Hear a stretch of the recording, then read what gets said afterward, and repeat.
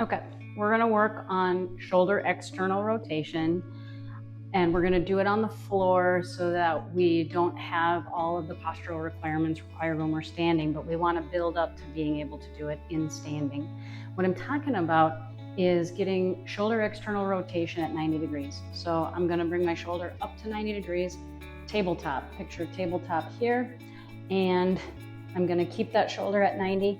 My elbow is also at 90. So kind of like the robot. But we want to lock it in here. So we're not actually going to go that far. We're going to keep it on the tabletop because remember, we're on a tabletop here. And then we're going to rotate that shoulder. So external rotation to end range. Okay. There's a couple of common mistakes that happen if, let's say, my external rotator is weak and that's what we're really focusing on. One might be I might drop that shoulder and start coming down and pulling out. Okay, then I can recruit something else to help. So I want to keep it up at 90. And that's why we're going to do it on the floor, because the floor is going to support us and we're not worried about that right now. Another mistake would be as I'm coming up, I'm going to gain strength in my biceps by pulling my hand toward my face, okay, bending my elbow. So now my elbow is more at 45 degrees instead of 90, okay? So we want to keep that at 90 degrees. And the last mistake that I often see is wrist extension.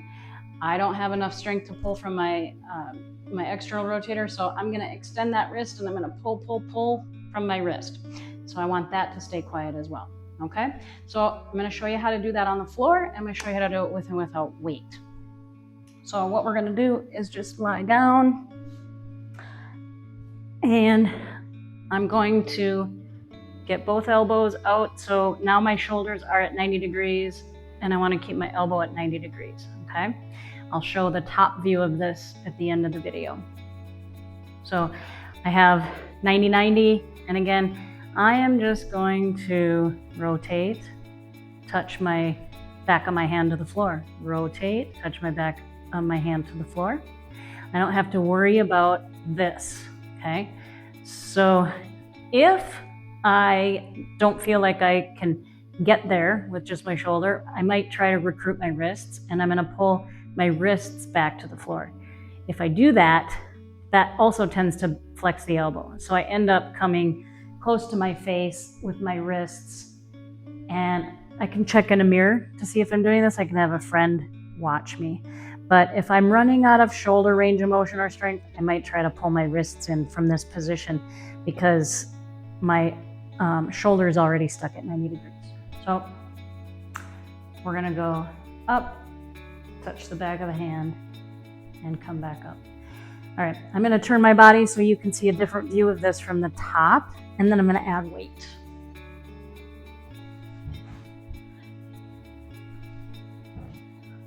All right, so from the top, here we are. My shoulders are at 90, elbows are at 90, and I'm coming down and touching.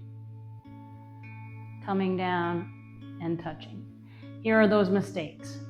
If I want to try to use my wrists, it's going to look like this, and it may look like this. So before you even think about picking up a weight, we want to be able to do it without weight first. I have 2.5 pound plates here. 5 pounds might be a little bit heavy. I can work up to 5 pounds, but it's a pretty small muscle, so we're not going to load this sucker down with 25 pounds. All I'm going to do is control the gravity pulling down, and then I'm going to pull up against the gravity nice and slow and controlled, keeping my shoulders stable.